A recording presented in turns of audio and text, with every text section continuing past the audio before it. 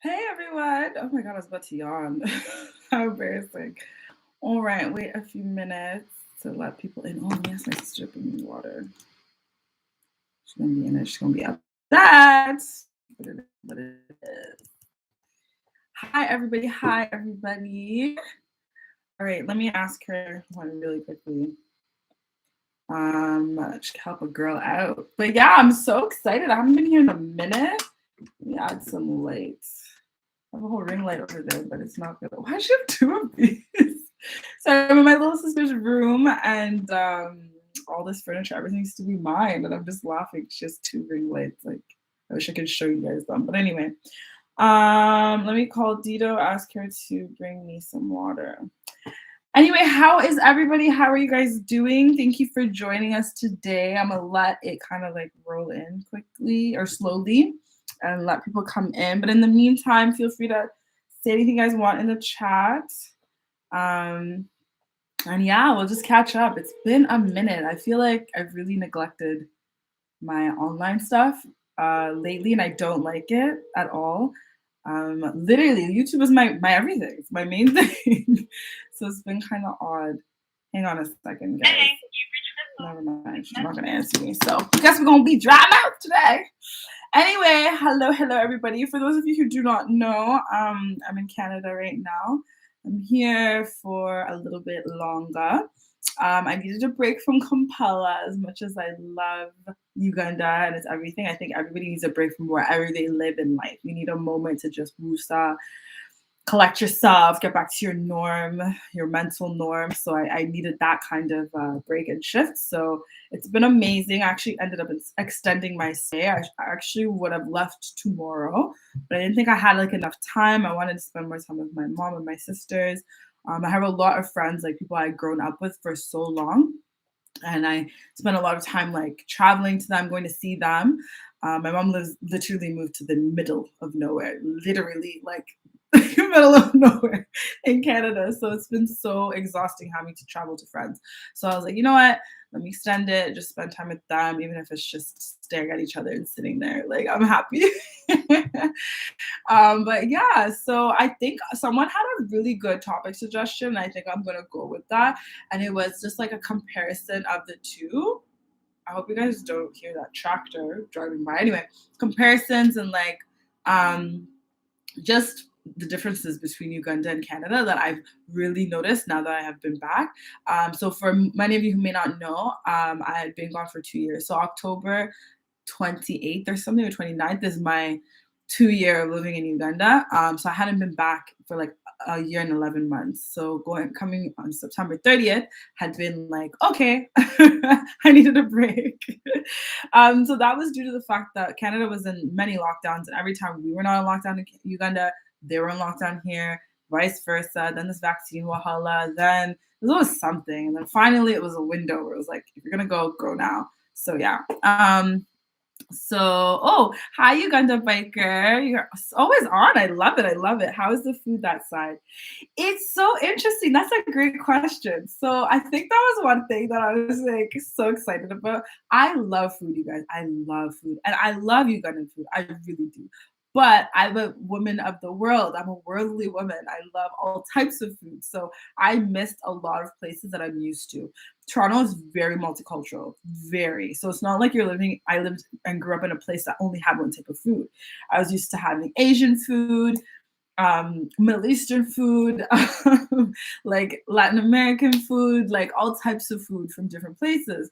So that was one thing that had been an adjustment being in Uganda. There are different types of food, but you only have one option. So if there's like Mexican, it's like one Mexican spot. If there's sushi, there's like only one good sushi. If there's, like you're not spoiled for choice. So that was one thing I missed was the option for other types of food. I know a lot of people are like, how can you live somewhere tropical with such amazing fresh foods and miss other food? But I'm like, I don't only eat African food. Like I like all other, and even within that, like we don't have like many options for jollof rice or West African dishes, like other things. I love Caribbean food. I miss jerk chicken, like real jerk chicken. Like, yeah, so patties. I don't think I had a patty in over 2 years. I didn't have a proper burger in a long time. So like I love the variety. I missed the variety. So Nadia, come back. Yeah, so that's another thing. As much as I missed a lot of things, I actually realized that moving and living in Uganda was my purpose in life. Like I was not meant to live here. I was doing something, I think it was yesterday. Yesterday was Saturday. Yeah. And I was freezing my ass off. Like I was so cold. And everyone was like, it's fine. We're just in shorts and sweaters. And I was like, no, my black African blood is not meant for this. Like, I'm sorry. And there were actual like other people that like black and everything that were there, but it was just hilarious. I was like, no, no. So that like I do miss a lot. I do miss a lot. I miss my space. I think having been gone for a long period of time, anywhere that you go, you get out of touch with certain things, and that's definitely what had happened here. So as much as I missed a lot, I do miss Uganda, but there's a lot of things I was like, wow, it's been a while. Organization, driving on highways, actual speed, like being able to get around easily. Like I missed that convenience. But yeah, there's a lot that I just feel like you just get out of touch when you leave somewhere for so long, like long periods of time. It's just inevitable. It is what it is. So that was one thing. Like I think I got off the plane and I was like, the energy feels different. This feels off, not off, but just different. It's like a different shift. But I did need a break. I needed a breather from Kampala. I think one of the main things too that I noticed is a lot of people say like North America, there's a rat race. Like everyone's like, yeah, that 9 to 5, the mundane life. But I don't think people realize on the flip side, in Africa, we don't necessarily have a rat race, but there's a bit of like a hustle culture that it can get exhausting sometimes, especially when your hustle culture is in a currency that's a lot lower. And I'm not used to that. So it got to a point where I was just kind of like, now I got back and like just converting things and just like, little discussions I'd have and looking back at them and like thinking of numbers in my head. And I was like, what? Like, or pay or whatever it may be. I was just like, what? Like, I can't relate. Like, I knew I was very intentional that I was moving to Africa. I wanted it to remain in dollars. As unrealistic as it may sound, I still wanted like what I made to be in dollars, what I spent to be in shillings. And I think I lost sight of that. And I think it got to me too, and it kind of added to my annoyance. So it's really good to be back and just like refresh, reminder of what my purpose is, reminder of just rebranding and realigning with how I see myself in the next 5 years. Like the goal hasn't changed, like what I see, what I want, but I think I've come back to kind of, I don't know how to say it, but like just come back to alignment of being like, okay, the goal hasn't changed, but this is how I had originally planned to get it. That's not going to change. Like, let's not steer clear or change it or change anything just because in your head, everyone around you is like hustle, changing things, go. You need to stay on track. Staying on track. That's what I want to say. So I think that was a big thing for me. I needed to come back to like, yeah. And I just needed a break. I hadn't left the country in way too long. And I'm such a antsy person. Like I need to be places somewhere else. I need to see other things, see people, learn cultures, try other foods, all of that fun stuff. But I hadn't done that in a minute. So I really, that was huge. I'm trying to think of like what else was hugely different that I noticed. Like besides the weather change, I don't just being in this, I don't recommend. 0 out of 10. Like and it's so funny, it's sunny today, but I had gone for 2 weeks and there was no sun. I was like, like, my melanin can't operate in this dullness, but it serves well for photos. I'll give you that. Hi, Ingrid.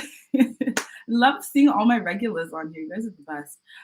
Do you see yourself permanently settling back in Uganda in the future? Yeah, I'm not in Canada for forever. I'm just here for a little bit. It's just for visits. But yes, so Uganda will always be home base as far as I see myself in the next 5 to 10 years. I know that's for sure. It will always be my like home, my base. Yeah.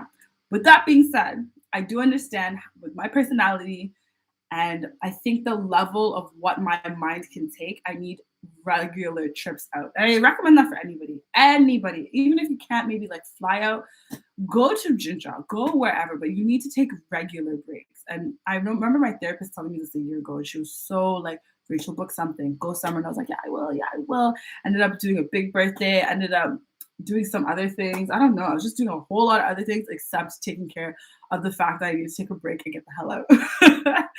So now I realize like I want to come back to Canada in May. I won't stay for like 6 to 8 weeks, but I definitely would stay for at least 3, be intentional of being like, I'm not working, I'm not editing, I'm not filming, I'm not nothing. It's just to be with family and then to leave, just straight 3 weeks of just family time. So just being more like intentional about that. But in terms of permanently, no, Uganda's home. That's home. I even think about it. I've had conversations with friends about their own parents, because like my parents want to retire there, obviously, and that's where they want to end up.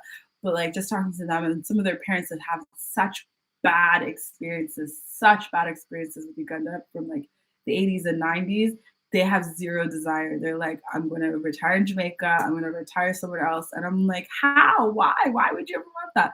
But I realized like I didn't experience those bad things in the past, and I'm sure like, so my mom has been telling me, she's like, we've lost a lot of friends and family members and stuff, so you have to understand where that's coming from. I'm like, oh, I totally get it, But I think for a generation that's really excited to do something big and do big things and make moves, and you can become really successful a lot faster in Africa, I highly recommend highly recommend, with a lot of breaks in between. If every 2 months you can go somewhere, if every month you can go somewhere. My ideal is every month.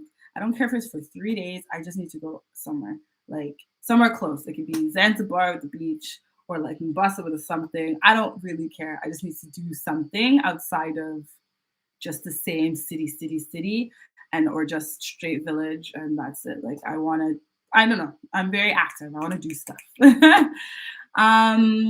Oh, hi, Jonita.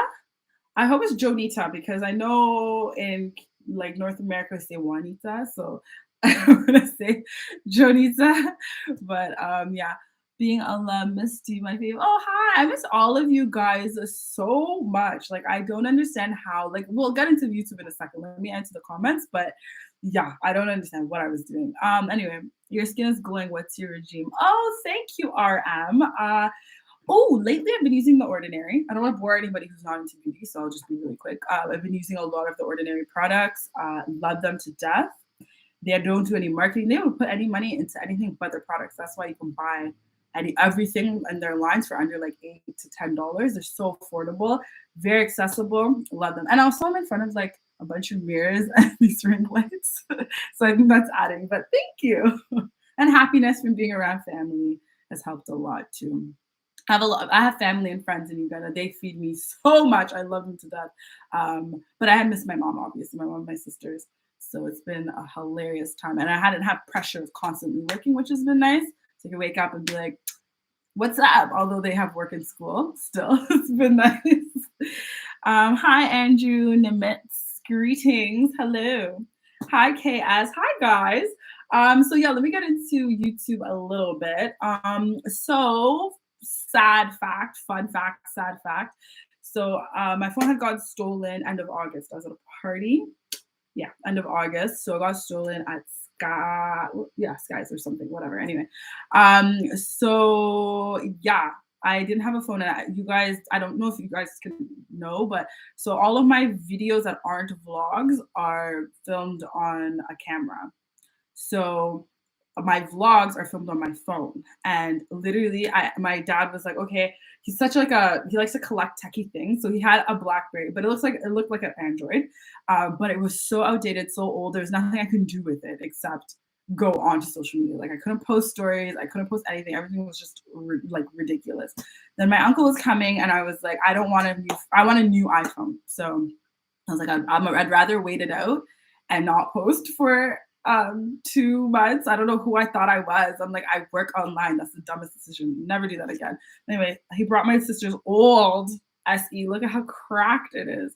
even this, it glitches. I can't do stories, I can't do any vlogs, I can't do anything. So at least it was a better experience on social media apps. So I've been using that. And then, yeah, I think I just had lost a little bit of steam to film. So I literally was sitting on a bunch of videos on my hard drive. I just lost the steam to film, lost steam to edit. I was like, yeah. So yeah, very dumb decision when you work for yourself and everything works financially based off of what your output is. Determines your input. So yeah, it's been an adjustment. It's been an adjustment, but it's Q4. That's usually the best time for YouTube anyway. So I think it was all a blessing in disguise. Everything works out the way it's meant to be. So I'm not like crying over it. I love your UG content. Thank you. Me too.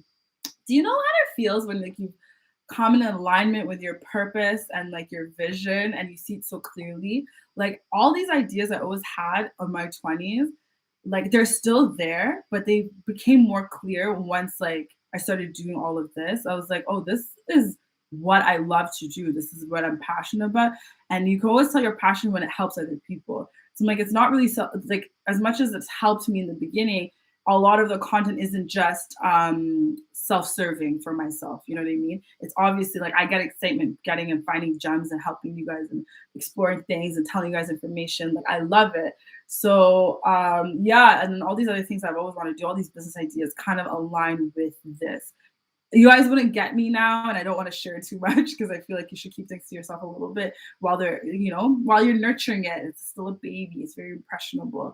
So I think you'll see it all in like a couple of years and all play out. But right now, I feel like I'm in such alignment. Like I love my UG content. I love that it helps you guys. I love everywhere that it's going. I love the people that I feature on there. They're all so humble and helpful and amazing. And I love when you guys reach out and connect with them too, with me, whatever it may be. Like I love the community that we're fostering here. It's really nice.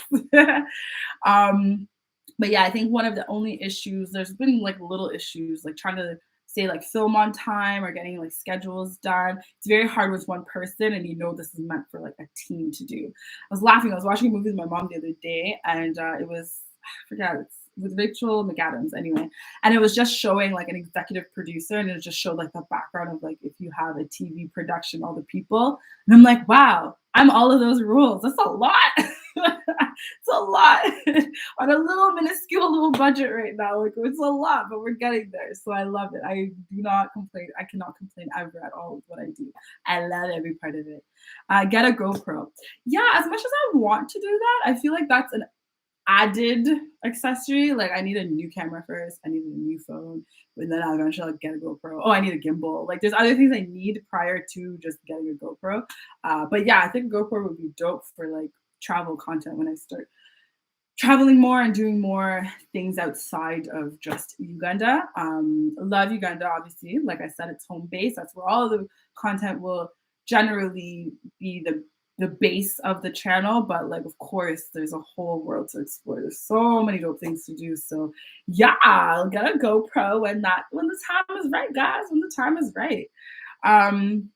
But yeah, speaking of accessories and stuff, I think that was one of the most difficult things with doing YouTube in Africa is just getting access to things. Like by the time I had left last month, what I had brought versus what I actually still had, like I had 2 big umbrella lights. I don't use them anymore. The bulbs blew. Like something else was wrong with them. There's a whole bunch of stuff that was wrong with them. You can't quickly access getting those things because Amazon is hard. So you have to go through another company to ship your things. So they ship from Amazon to them, then from them to you. Then you have to go pick. Like it's a lot. It's a lot. I'm still not complaining, but just realize like the hardships of certain professions in certain places. I know it's the same with Asia too, in some countries wherever people live. But it is what it is. Yeah, now I'm back. So now I know. And especially now that I know I'll be traveling back here more often, like every 4 to 5 months, I know I'll be able to get my stuff. So it's okay. I think it was so funny. Like by the time I left, it was like, I need to go to Victoria's Secret. I need to go get like lighting and stuff, skincare things, like so many business opportunities when you like that you realize are needed in Africa, but you don't really see everything as an opportunity when you've been there for too long. For so long. I was like, I don't think even in Canada, I spent straight 2 years ever without going somewhere. Like it's weird. It's crazy. Looking fly. Thank you. I feel like I'm like a grandpa in my grandpa sweater. And then I'm just in a silk shirt. But thanks, guys. I've been loving life and eating a lot. What other place are you planning to visit in Uganda that you think you haven't reached? A lot, a lot. I think the north. I really want to go there. I'm so excited. I heard there's a fall, like a waterfall, and a like a river or something. Some part of the Nile specifically that's there, guys. Please don't quote me. Being Canadian, we did not learn African geography, African history, African nothing. So yeah. Anyway, I really want to go to the north. I heard it's beautiful, and there's cities I've seen with just googling that are hella developed and like beautifully done, like well, like planned out, organized. I was like, am I in is this Canada? Like then you just look at Capella and you're like, damn, neglected. It's so funny. But yeah, so I really want to go there. I want to go to like the border of Kenya, Mississippi Falls. I think that's on the border. I think maybe like 45 minutes or something from the border. But I really want to go there. And I realized that I always knew fall is my favorite season, and sometimes Kampala heat can be a lot. I do want to go to more of these places that are slightly cooler within Uganda for sweater weather. Simple as that. Just change your scene. I really want to take more breaks and appreciate them for what they are. Like I want to do these things. So yeah, I want to explore a lot more places. What are some places that I'm missing? You guys comment in the comment section some places that you've been to that are like impeccable. You're just like, I need to go. And also accommodations, because as much as I want to see a lot of places, I'm that person who cares about where I sleep. I don't care where in this world I am. I lay my head matters. Like I gotta take care of myself, y'all. I gotta take care of myself. So that's like all of these places that are recommended, like the north. If you guys know of a nice place in the north, like Gulu or wherever that has nice accommodations, Airbnb or hotel, please let your girl know. Hook me up, please. Where else? East, west, same thing. Yeah. What is your typical flight cost round trip from US to US to Uganda? It depends. I know because now my tickets are reversed. They're Uganda to US and back. I think it's slightly cheaper doing it that way, but I also think with COVID, it's pretty much the same. So Emirates and KLM are usually around the same. If you're flying economy, they are around 1,400 Canadian. So it's like 1,200 USD or something, 1,200 USD. So that's a round trip. I could be really wrong. No, that was it. Yeah. Yeah. And then also because of COVID, a lot of things have like a lot of places do not necessarily take transit from certain countries and some whatever. So a lot of airlines stopped direct travel. Like Qatar was direct to Canada now, or to Toronto now. It's only direct to Montreal. There's like a lot of different changes. So and they change daily. Whenever people feel like it, they be changing their rules. So you have to keep up with that. So I think it's best to just go on the websites and search, because some places may not even fly, and I might be saying irrelevant airlines. If you go, dear, do a collab with Ryan Boundless. Oh, okay. Oh, that's a nice little fact. I'll mental note that.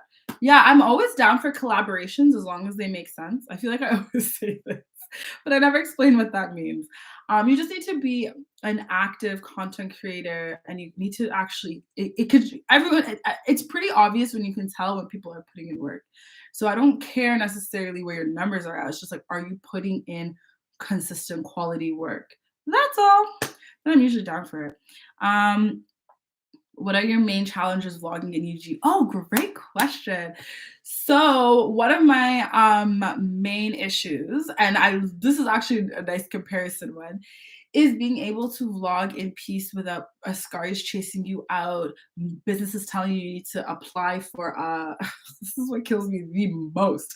Apply for something to be able to film in their area. So like I said, I vlog on my phone, and the reason I do this is because it's easier to get into establishments with a phone versus a vlogging camera around Uganda. It's never happening. Like you cannot vlog in Uganda on a regular camera consistently, like weekly vlogs, unless like no, you can't because you need permission to take your big camera places. Like I can't take my DSLR anywhere. They'll never let me.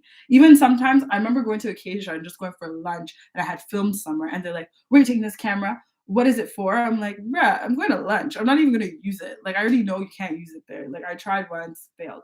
Canada, as long as nobody owns anything, nobody cares. Our malls actually have hashtags actually saying welcome to like hashtag Yorkdale like they understand the importance of marketing. They want you to do these things. I don't think you can go into stores with a DSLR. That'd be a bit intrusive. I understand that. The mall itself is a public place. They don't care. To them, they're like hashtag us, promote us. Like the bigger you get, the more exposure it is for them. They see that and it brings in customers. Nobody thinks of this in businesses abroad. And I get it. Like your Ascari at the gate is not thinking about your marketing strategy as a business. But as a business, you should see it as that. Make a hashtag for your business. If people come through, just be like, just kindly hashtag us. Hashtag us. It's marketing. It's so easy. I don't understand. So that's one of my main problems in Eugene. Is just running away from Ascari all the time. Everywhere. Everywhere I go. They'll be chasing me. Literally, like, you can't film here. You can't film this. You can't do this here. So there's that. I think just also people are extremely private in UG. So whenever I vlog, and I find it rather boring to just vlog only my face. Like, I'm not saying I have to now vlog the person beside me who's eating, but I don't mind setting up a camera and talking and I'm out for lunch, right? But it's so awkward in UG doing that. Like people really care and they stare at you really sideways. Once you are in the space of vlogging, you realize the stares will come. You just have to get used to it. But just a little different in UG. It's a bit weird. So that's why some of my vlogs, I'll be like looking back. I'm like, I got this too early, or I should have showed this, I should have showed that. And it's like, you just can't. It's just not the culture. It's just weird. It's different. It's okay though, but it's different. So there's really that. What else has been a big challenge? I know there's a lot. I feel like I've done a video on this before, but maybe not. I think this would be really good as a side thing for not just content creators, but businesses. Like you have to realize you have to create content for your business. As a business owner, I don't care who you are, what business you are. Amazon creates content for Amazon.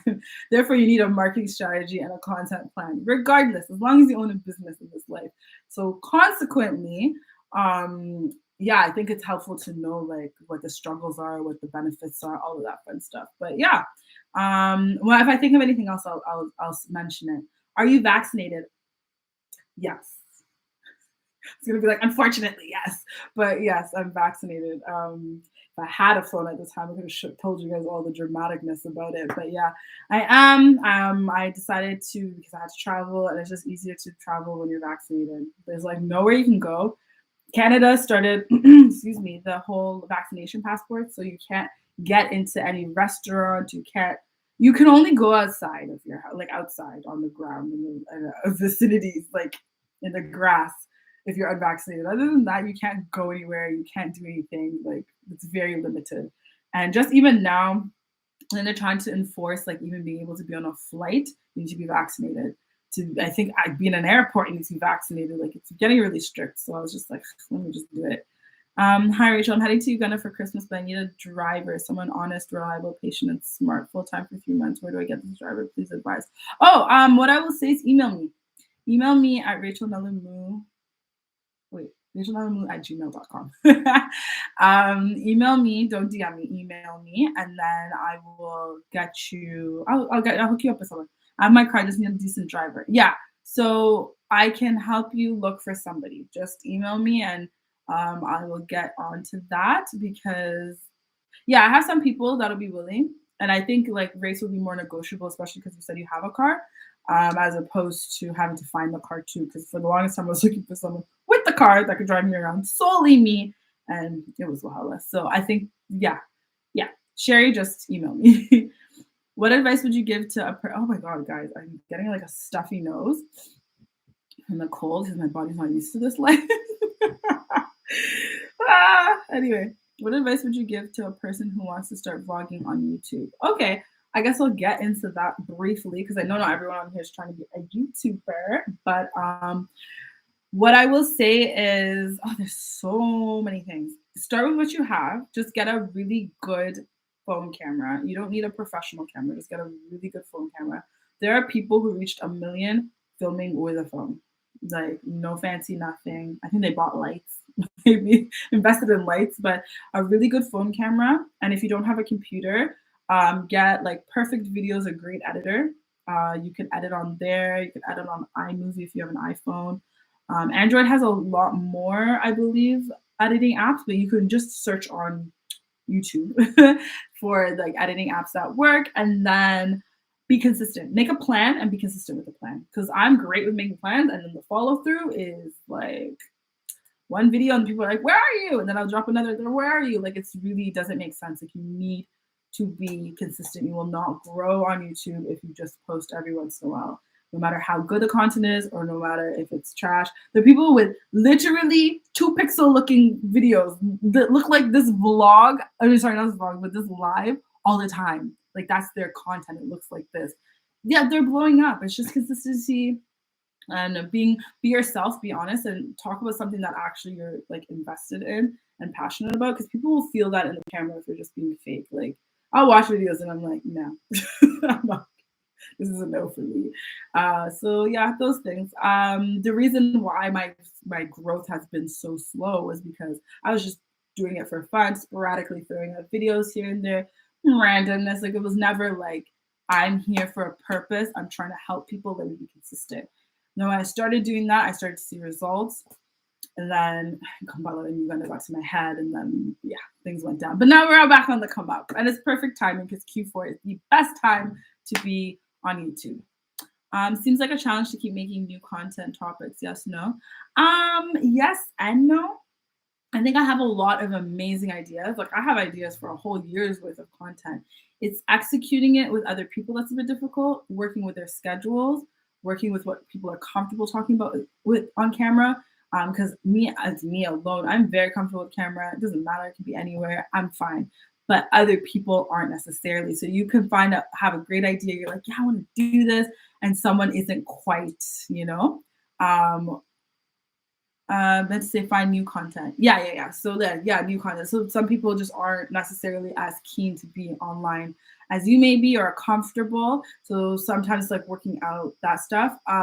Also keeping the content engaging, because you might have a great concept and the way you tell the story can determine whether it's going to be a good video or not. Doesn't mean the content is bad. It's just like, is the storytelling within the video, like are people engaged from the beginning to the very end? Because that matters on how your video performs. So yeah, I think new content, no, I have so many ideas. It's more so like budget. And yeah, like other people's schedules really, and just like staying within a budget and being like, I want to do all of these things. How will I be able to do them quickly, efficiently, relay my message properly? Because I'm only one person, and now like before it was so easy doing content when I was just doing beauty stuff in my room by myself alone, whereas now having a team of people, it's exhausting to run around Kampala filming things. I love it, it's fulfilling, but then to come home and then now to edit and then also film myself and then also do that, like it's become a lot. So now it's like you have to trust and rely a team of people. And I've been through a gazillion editors. I think there's only like 2 that I actually really liked. I actually want to bring one back. She was amazing. I freaking loved her. So yeah, like I just went back to editing my own stuff because I was like, I have to do things on my own time. But yeah, like working with other people, working with their schedules, it becomes a business essentially. Videographer working on their schedule, working with the schedule of the people who may be interviewing. If you're not interviewing, you need to go scout locations. If you're scouting a location, will they allow you to film? They allow you to film, will it work in your time frame because you want this video next week, but they can only film in like a month. Like it's like always a lot.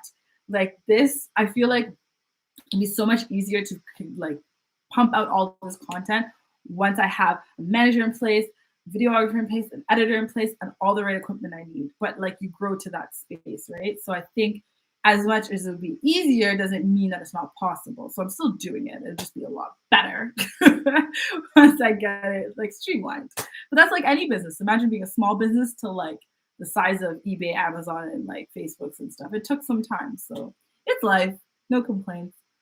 Love your property content as well. Any advice for newcomers in Uganda with regard to renting, buying property? Yes, I think that'd be a great video in itself, but I'll throw in a little things here and there. Thank you, first of all. Thank you so much. Oh, okay. Hi. I didn't even read the name. I was just like read a sign. How are you? Yeah, so I love creating property content. I've been obsessed with properties and things since I was a little girl. Like I was just a weirdo like that. But I feel like my advice for newcomers in UG, first of all, partner with, like, reach out to people who are on the ground that you can trust. Before people start selling you weird random things, but make sure like you find people that you can trust, that he can see the things that you're looking for, whether it's a property, whether it's land, whatever it may be. I would say do a lot of video calls and video calling to make sure, because you never want to like be abroad and then lease out something that doesn't exist, or send money for something that doesn't exist, or it exists and you're buying something and it's somebody else's and it wasn't even for sale properly. Like, make sure you're working with trustworthy people. And the only way to do that is vetting them through they have worked with someone you know. So don't just go and find random people on the internet. And if you do, what's the connection? You know what I mean? So for example, like my property videos, yes, they're on the internet, but I only work with brokers that have sold things to my friend. Like, I didn't just pick somebody out of the blue and Google them and was like, oh, says property, says broker, let me work with them. Like, I saw that they helped my friends for many years, helped them buy properties, helped them establish business. And then I was like, okay, like, I trust you. So it does take some time. What else? When it comes to renting, I think just be mindful of terms as well and conditions, and sign contracts. No one in Uganda signs contracts for anything. I don't understand. I'm like, maybe because I'm family of lawyers, I'm like, I need backing that, God forbid, I'm not saying I can rely on the law system in Uganda, but God forbid I have to. At least I wasn't an idiot. Like, at least I knew I wanted something, and I was like, there was documentation. You said this and you signed. There was your signature, and even your what is it that everyone does with paperwork in Uganda? Passport photo. There's a passport. There is your passport photo with a picture. It was you. It was you. So at least I did my do your due diligence. Basically, always do your due diligence. Always, please, please, please, please. So I think for renting and buying, and be mindful also with pricing and areas. Do your research on areas, because with Uganda, there's no like, I think there has to be boards and committees, but I don't know what they do. I don't know. Anyway, there's no benchmark on pricing. So I think a lot of people like come on my land videos or property videos and be like, that's an exorbitant price, that's ridiculous. And I'm like, that's the going rate. If you want, you can find something cheaper. If you want, some places are even more expensive. It's just up to you. Like, you have to also do due diligence. So just do a lot of research, partner with somebody that's reputable.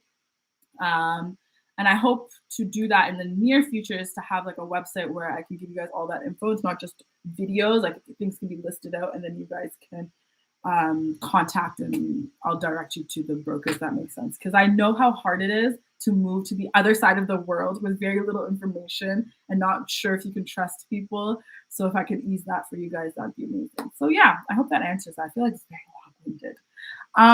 Is it really hard to edit videos, and how long does it take to edit them? It depends on the type of video. You definitely need a minimum an hour.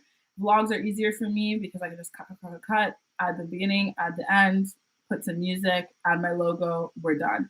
Whereas interviews, I have to rewatch, make sure the person is okay with it too, because I have to send it to them, make sure they approve. And my interviews, as you guys can tell, are usually very long, which I'm okay with. It's just then I have to rewatch that many times. So if it's an hour long, I'm watching it many, many times.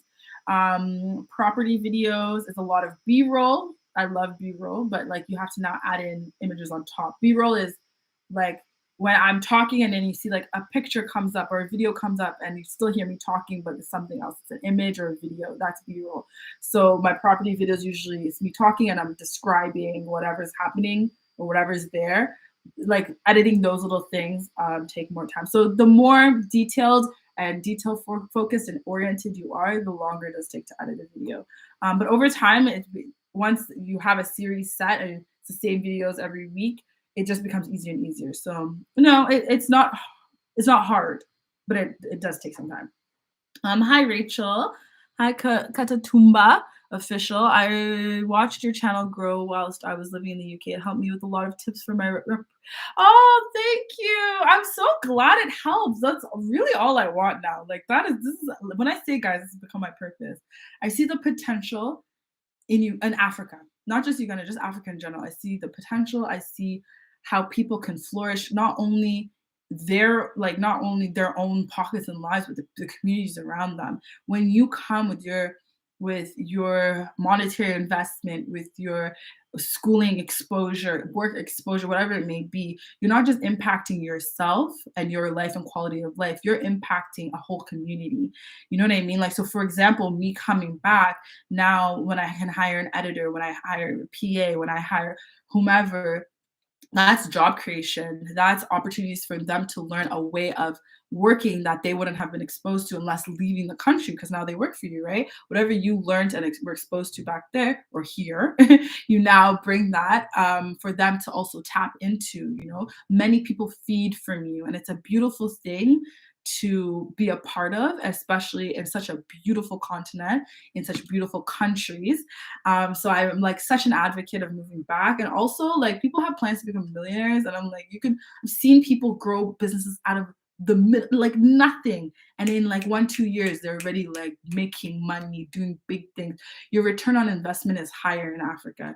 You can still do the same things here in Canada and US, wherever it may be, but your return it's quite smaller, but you still can be impactful, you still do great things, but the level of which you can do it is way more on the continent. So that, my friends, is why I do my Movie to Africa series. And because it was so frustrating for me to find all this information, I was annoying everybody. I felt like I was annoying everyone. I think they were okay with answering my questions. I think they still are, but I just felt like I was like, yo, there is so much that is not Googleable. I can Google anything. I love Google. I love Google. I love Wikipedia. It's easy. It's quick. So yeah, you can't do any of that in Uganda. So I just try to make y'all's lives easier so you can come and make Uganda great in general. um, do you use an aerial drone for filming? Any special regulations for doing that in Uganda?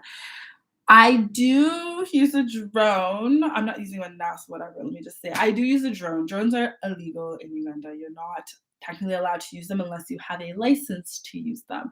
So there is a great photographer, videographer, shot by Moo. He actually has stock footage of various places, and I think some other videographer friends I have the same thing.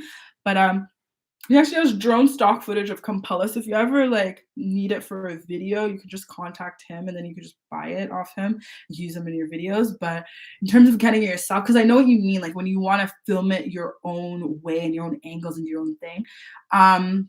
So yeah, generally speaking, you cannot bring them into the country.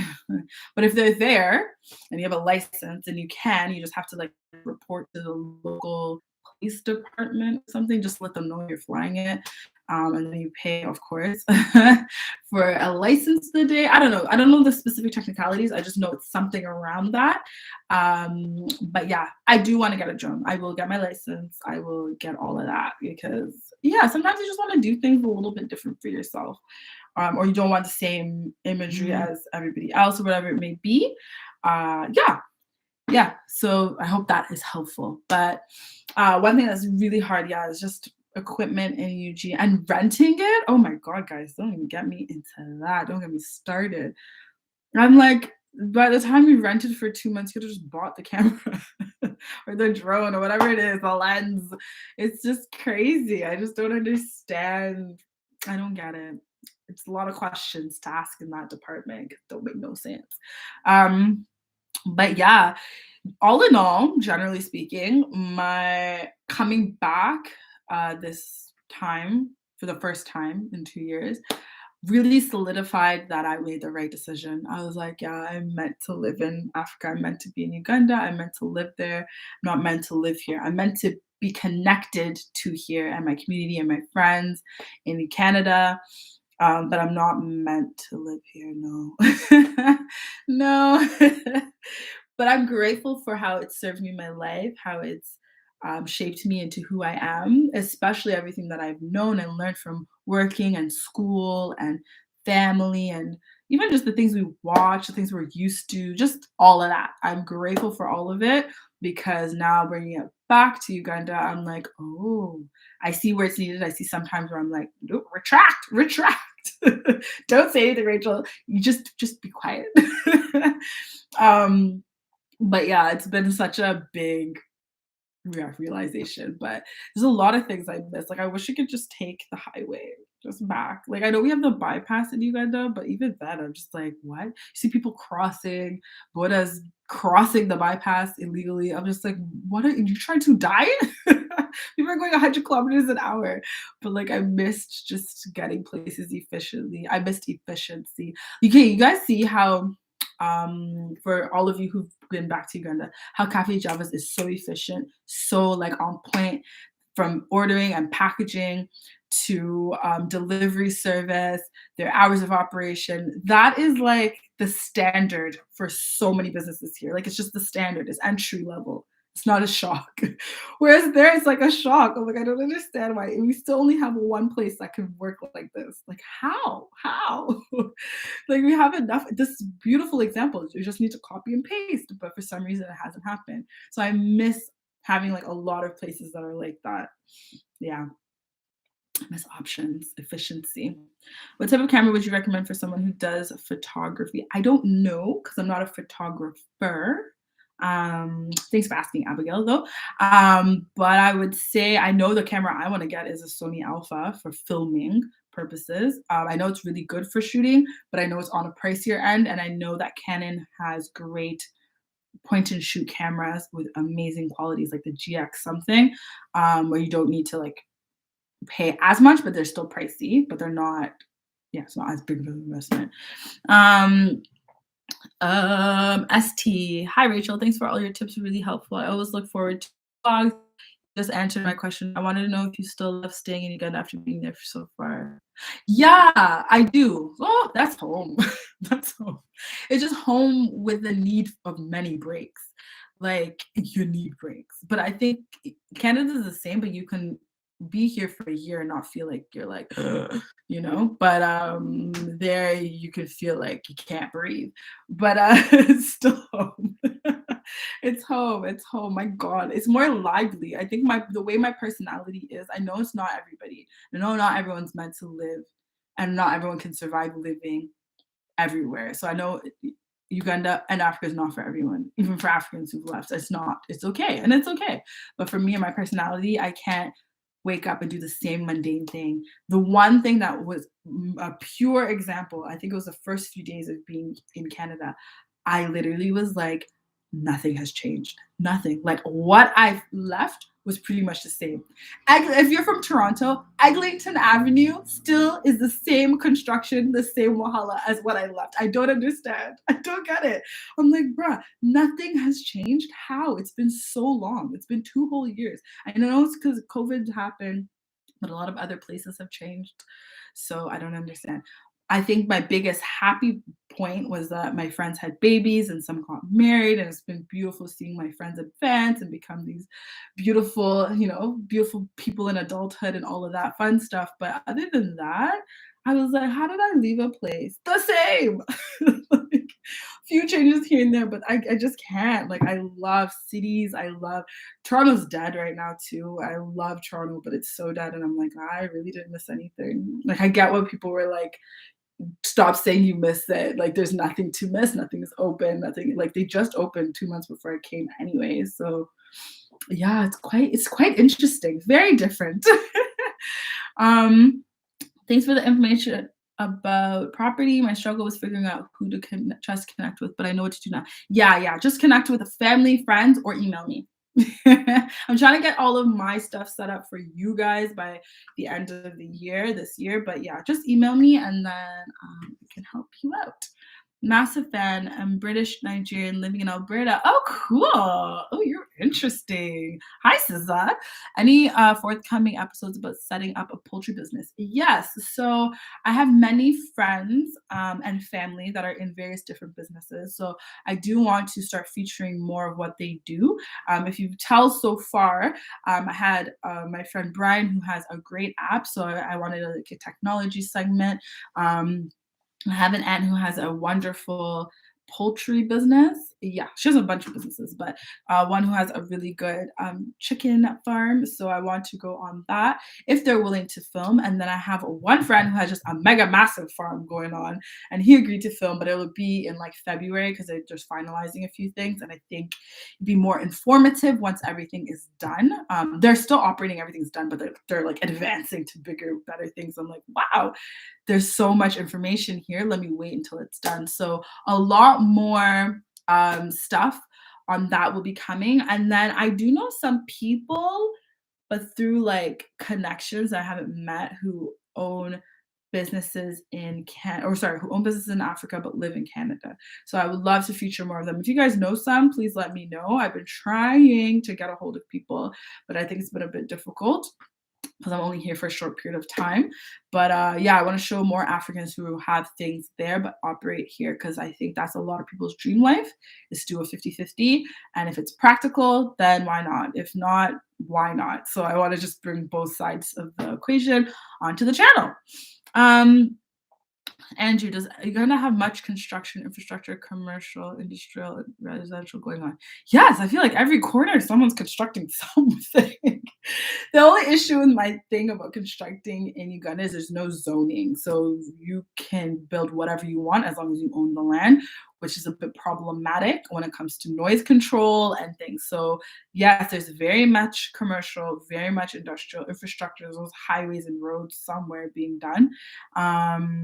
Industrial, yeah, and residential. Yeah, there's a lot. There's a lot. Even like Namambe is a whole area of just like people doing stuff, like industrial things there. But yeah, also like a lot of the projects I have filming are ongoing. So there's a lot of things I am currently filming, but I just like there'll be like series to be like a bunch of videos to release. So they're just not out yet. But a lot of stuff. That's why I love Uganda so much. People are constantly doing things. It's so interesting. People are alive, innovative, they have ideas. It's so dope to see, and especially when you see someone who's coming and applying what they've studied abroad and bringing it and being like, okay, how do I mesh this to make sense to help the community and uplift the country? My fave type of content. My fave type of people. I get lost in conversation with them. I'm like, wow, tell me more. So yeah, there's just so much going on in Uganda. It's a virgin market, and I think that's just Africa across the board. Some countries obviously are more advanced, and maybe it's a little harder to break out in certain things there, but just Africa in general, virgin. So many things happening, people doing great, amazing things. Welcome back, Rachel. Greetings from Italy. Thank you, Agnes. Thank you. It's good to be back. It's good to be back. You know, when you're gone from YouTube for so long, you start to think like, will people even remember? Like, will people even watch what I do? And you can tell, like, I guess a slow incline of rewatch, because you don't just pop out of nowhere after 2 months and people are just watching like crazy, depending on the type of video. So you'll see a steady incline. So I'm like, okay, we're coming back. See, the views are going back up to normal on the video. So I'm happy. But yeah, definitely not leaving for that long again. I know I say that often, but I think I had to cut a lot of things out of life and be like, let me be focused on one thing and let me be focused on my YouTube. And this is my baby. Y'all are my fam. We're back. For me, I always wanted to know what Nalumu means. Well, what I do know is I can tell you that it's not from my my clan, my thingy. I'm in Pindi, but Nalumu is my mom's my totem is in Pindi. So my grandma's name was Nalumu. My dad just wanted to name me after my grandma, and her name was Rachel Nalumu. So that's why I named that. But it's not actually like a name from from my totem. Really random, but yeah. Cool. My background is engineering, construction, energy management. Honestly, That sounds amazing. I feel like come network, find people in those industries, find out what they need and what they're missing, and provide the service. Find investors if need be, because I know those industries require a lot of capital.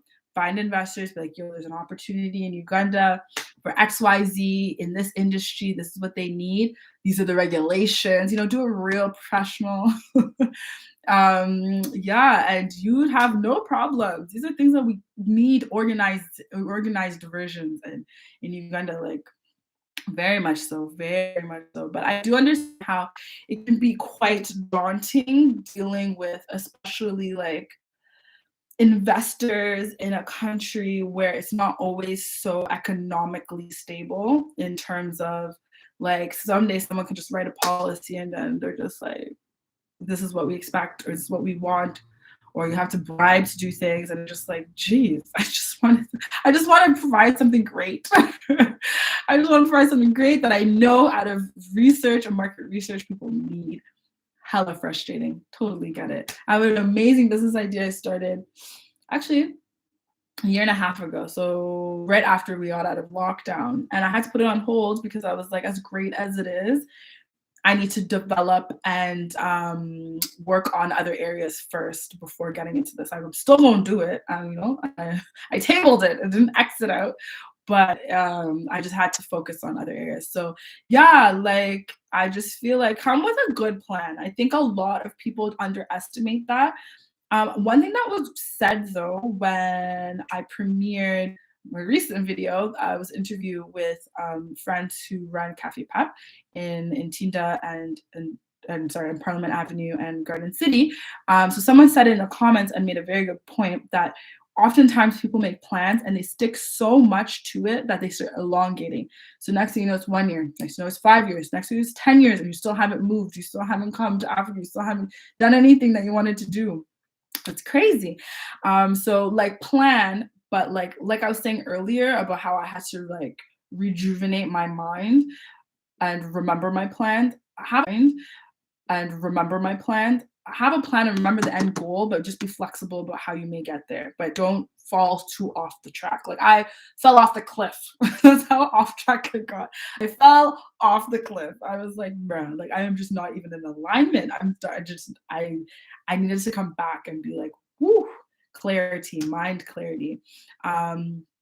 So yeah, just keep that in mind, definitely. Can you access your overseas bank accounts while in Uganda without hassle? Yes, you can. Thank God for online banking. The only thing that I found very difficult is that I got locked out of my Ugandan account while being here because I think I put the wrong password too many times. I can't call them. I can't figure out how to call with like it's easier for me to figure out how to call Canada in Uganda than it was flip. Like I'm like, why is this so difficult? So I couldn't I haven't been able to open it. So I have to put my SIM card to check my bank details for my Ugandan account. While being in Uganda and trying to access my Canadian accounts, it's actually quite easy.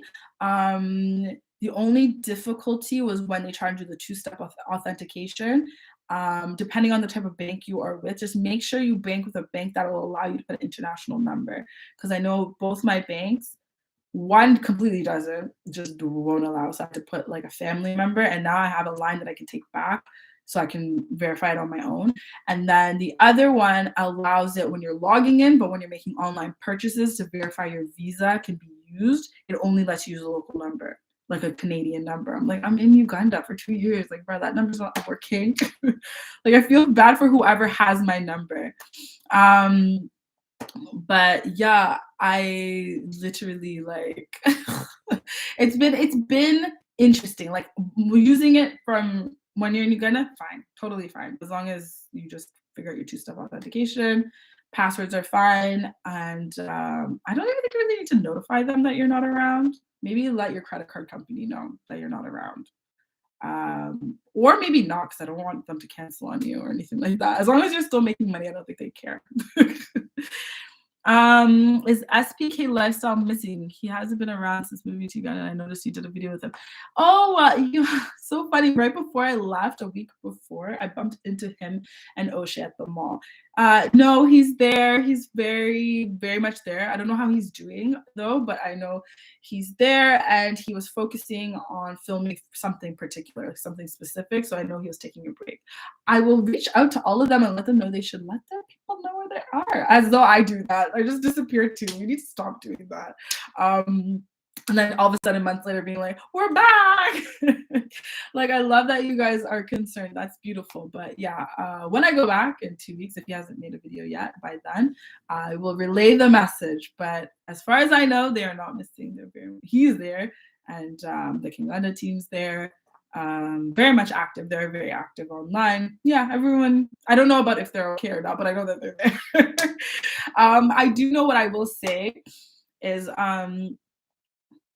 oh, you're welcome. And actually, let me touch on that. So, what I will say is, as much as I love the moving to Africa community and the African content community, I'm very aware that we highlight a lot of what the positive is without being more real or more deep about the what the issues are. I feel like I try to be on my vlogs, but now that I think about it, I was like, I could do a better job because when I'm not feeling it or feeling anything, I just go ghost. And I think that's just also for like your mental health and like sanity.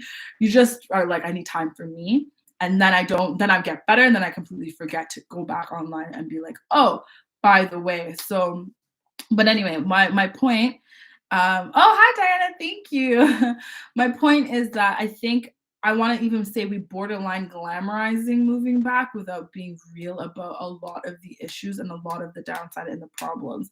I think this live is already an hour and I wanted to stop at 40 minutes, but I think I want to do another live, just being a little bit more real and answering and touching on topics that are more, yeah, just more honest. I don't think it's fake. It's not fake. So I don't want to even use the word being more real, but I think being more transparent about the move and how it can be on your mental, on your physical, on your financial, because I think it's all beauty. Like I think majority of the time it's great. It's a lot better, and I highly recommend over whatever your everyday mundane life may be at the moment. But there's going to be times where a lot happened. Like I have family members too who are financially wiped out. Wow, I need to drink and take a nap. Wiped out financially and had to move back to Canada or US. People who've gone through a lot of being scammed. People have gone through a lot, but I didn't want to highlight that on my channel because there's so much of that already. I wanted it to be a place of let's show the beauty of Africa. But I think you can't just tell one side of a story. It's just not right. Like it's best to show both. So I feel like as much as I might do like 20 videos of how beautiful, amazing, maybe two can be about, I had a really shitty month. I didn't meet my financial goals. I don't like earning in the shilling. COVID came and just ate up all my savings. Like those things that are more, yeah, that are more like as great as it is, sometimes it ain't it. You know what I mean? But yeah. Anyway, y'all let me know if I'm I'm trying to say what I'm trying to say well. Um, do you find yourself worrying about watching your weight while in UG versus Canada? I feel like I always am better. That's a great question, by the way. I like that. I feel like no one ever asked me that. People just comment about if they're pregnant or not. But yeah, I feel like I've always been a more active person. Like I'm happier in life when I'm physically moving and doing things, and I can tell when I'm off. I can tell even mentally I'm more cluttered. So I don't say I watch my weight. I don't even step on scales usually. I think I do it every couple of months, be like, am I around what I feel like I should be? Um, but I feel like I'm more mindful in Canada what I put in my body to eat. Like when I'm eating, I'm way more mindful. I'm like, I only have almond milk. I can only eat whole wheat. I can only blah, blah, blah. Whereas in Uganda, I'm more free on that. Maybe because all of these snacks are not readily available. So by force, I'm eating more fruits and veggies and meats and whatnot. but I feel like I neglect meals more in Uganda. Like I get so busy and then my day goes so crazy. And then by the time I'm Ubering back home, I'm like, damn. I'm like, oh, it's lunch. I mean, so it's dinner. I haven't eaten all day. So there's that. And I don't think that's healthy. And I lost a lot of weight. And people are like, we had a whole pandemic. People were stuck at home and gained so much. How did you lose weight? I was like, working, filming, running around, doing things. Like, you know what I mean? So I think I need to watch more of making sure I eat and eat well in Uganda, whereas in Canada, I think I watch more of how I snack. It's very random and weird, but that's just me personally. But I like in Canada, I wasn't like drinking sodas and eating burgers every day anyway. Like we're very healthy at home. We're very healthy in this house. Sometimes too healthy. Sometimes like borderline, we're eating cardboard, I feel like. And I'm like, damn. But yeah, and then speaking of Uber, because it was hilarious, I just got an email. I was dying. They keep emailing me, being like, "We miss you. Where are you?" Because if you guys don't know, I don't have a car in Uganda, so every single day I Uber. So I'm taking but between 2 to 4 Ubers a day, every day, right? They literally emailed me every week. It's been twice a week, every week since I've been back. We miss you. Where are you? It's been a while.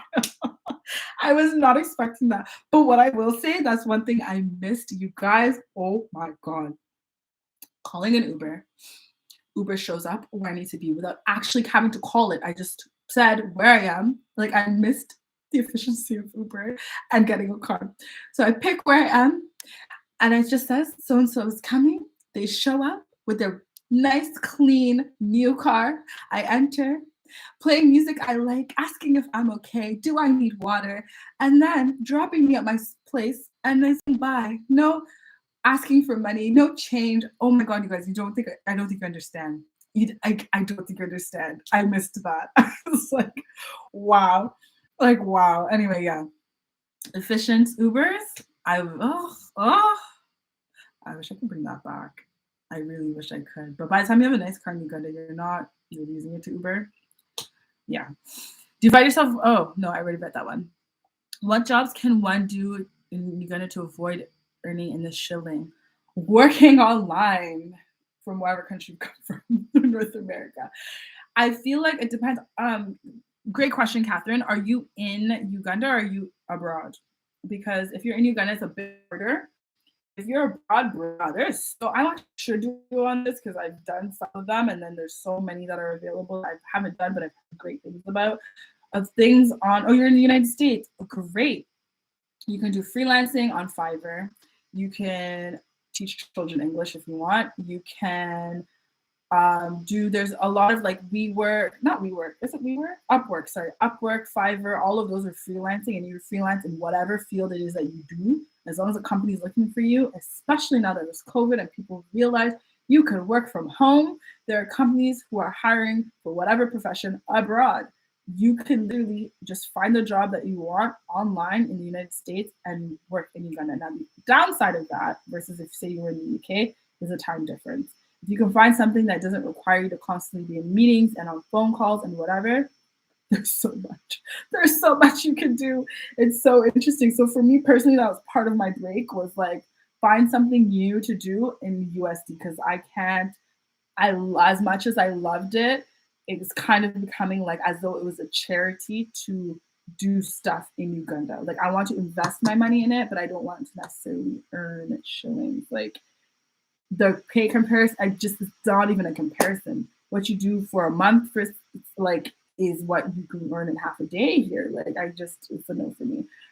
So yeah, there's many things. So I think search on YouTube working from home jobs, and there's a lot of videos, and I would try and do one based off I know, based off of myself, based off of what friends have worked in work like earning USD, and yeah. You can also create your own thing, like whatever, like kind of grow a side hustle to become a main hustle, and that can be what you do. Yeah, where you have US clients paying in USD. But yeah, and in terms of, sorry, now I'm rereading the question. I went on a tangent. I didn't read it properly. Doing jobs in Uganda. I don't know if there's many you can do unless you freelance in Uganda. with Ugandan clients and charge in USD, because that's what I also do for my content creation. Many who are like, what the hell? And others are like, great, I can afford you. You just have to kind of, so every month is different. That's the one thing working with yourself that's very annoying. It's not consistent income. But then you can get, if you wow clients, and you can get consistent client where they'll pay you every month. But for me now, it has to be in USD. Like I can't, I can't. USD or Canadian, whatever. But like I can't. Yeah, shillings. I no, I can't. But anyway, or shilling equivalent. Sorry, when I say that, it can be equal to USD. But yeah, just be really, really good at what you do. So good that it's like someone's either forced to pay you what it is, or no negotiation, or they just move on to somebody else. It's okay. It's fine. Not all business you need. Side note, Mirinda Fruity is the best thing to have happen to Eugene. People really love Fruity. My sister came for 1 week in August, which is another sad thing why my phone got stolen. All the vlog footage was her being there.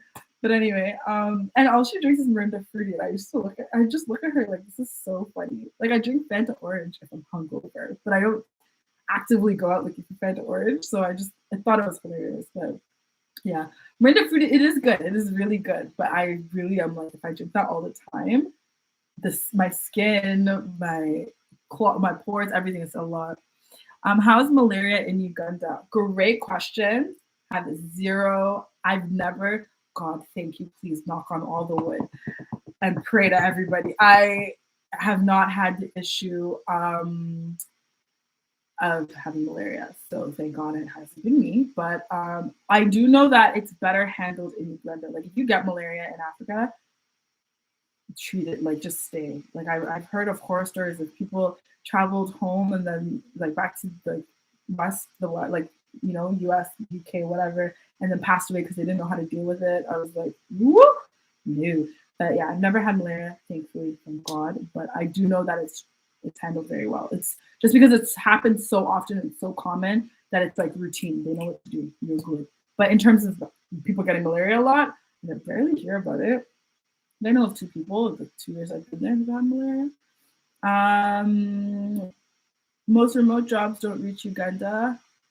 I would like to move back to UG from Canada, and I currently looking for a remote job to be able to work there, but it's been so much challenging. Yeah, it is. I'm not saying it's easy. I'm just saying the opportunities are there. But it's obviously like, I feel like finding a job in anything is not super easy unless you're going to work just menial, regular jobs, like establishments, the mall, food places, whatever. It's going to take a lot, and you're going to have to really market yourself and really be exceptional.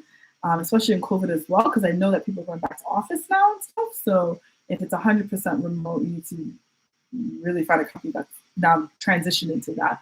But generally speaking, they are there.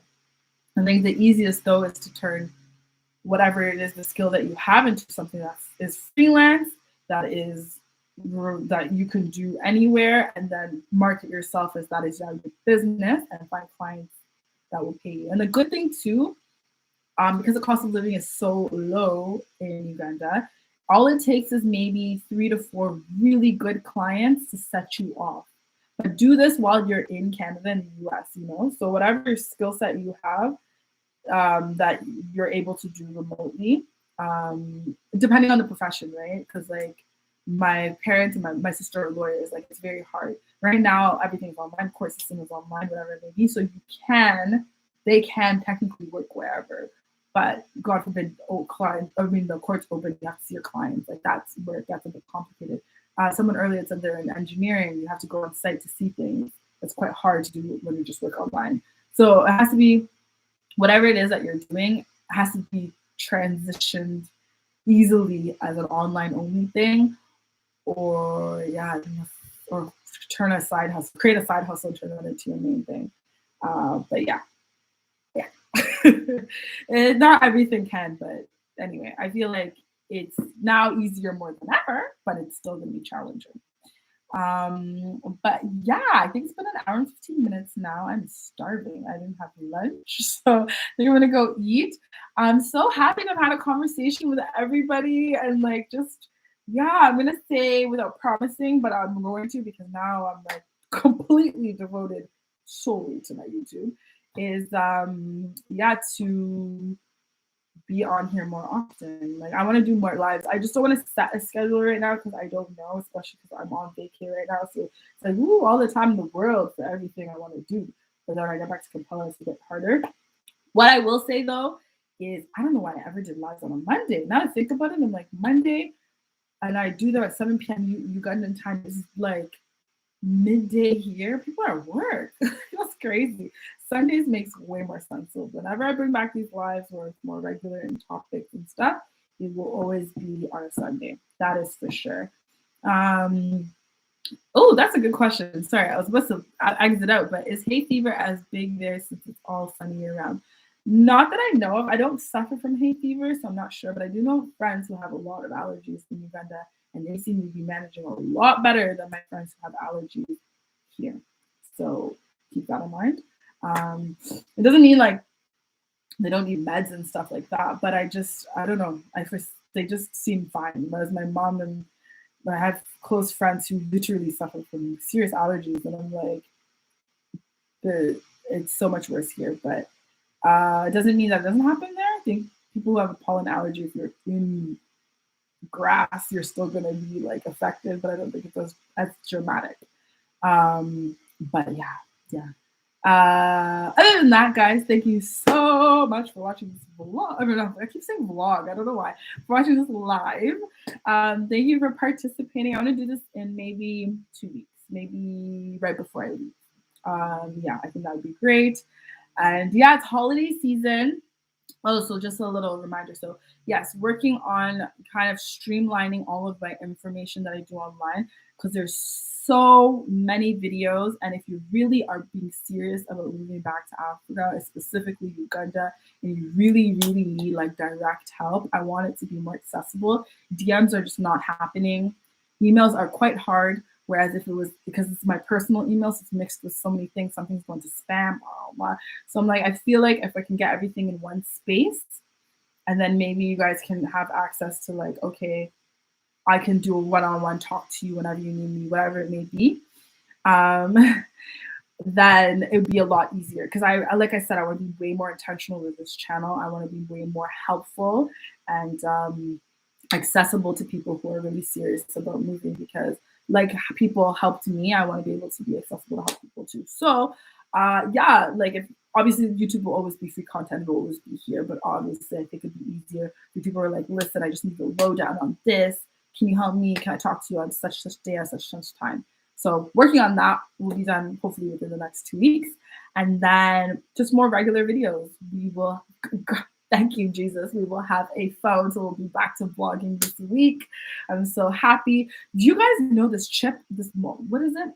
The chip thing, that worldwide chip, whatever, has caused iPhones, like you can't even get a freaking iPhone either. It's been so annoying. So yeah, it's so annoying. So that's also the reason why I haven't had a phone in the last couple of weeks. It's just been delayed. Simple. Delayed. So yeah, we'll be back to regular vlogging as well as videos when I get back to UG, because I only have enough to get uploaded until I leave. So once I get back, we'll film and then we'll have some more. Q4 is always busy on YouTube. We need this every week. I know. We will get to that momentum. I'm thinking for 2022, we'll be there. I want to do Vlogmas this year properly. And more informative of like holiday season in Uganda. So that will take up a lot of time. So I don't know if we'll be able to do lives, but who knows? And then could you do a giveaway of some sort since it's like the holiday season? Yes, I will be doing that in December. Last year was a lot. I know I started Vlogmas and I didn't finish. I think I got to day 9. And I was doing really well until day 9, but it was my 30th birthday. I got so swept up in all of that. It was so hectic. I don't even know if I fully enjoyed it. Now that I think about it, I don't even think I'm fully recovered. And that was a year ago. So this year will be a lot. Yeah, it'll be way better.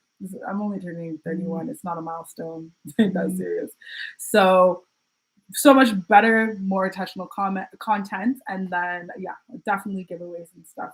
So yeah, be ready for the holiday season. Christmas is my favorite, so I'm excited, y'all. I'm excited. And even though it's not a milestone birthday, it's still my birthday month. So, Still gonna be dope. Anyway, thank you guys so much for being on this live and being in tune.